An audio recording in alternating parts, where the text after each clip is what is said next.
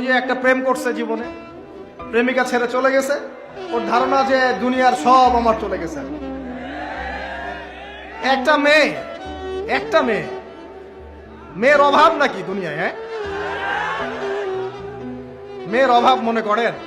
শেষ জামানায় একটা ছেলের ঘাড়ের মধ্যে 40টা মেয়ে থাকবে। আরে ভাই, 40টা বউ না, 40টা মেয়ে, মহিলা। মানে আপনার ঘাড়ে থাকবে আপনার স্ত্রী, আপনার কন্যা, আপনার মা, আপনার বোন, আপনার শাশুড়ি, আপনার খালা, সব আপনার ঘাড়ে। শেষ জামানায় মেয়েদের সংখ্যা আস্তে আস্তে বাড়তে থাকবে, ছেলেদের সংখ্যা আস্তে আস্তে কমতে থাকবে।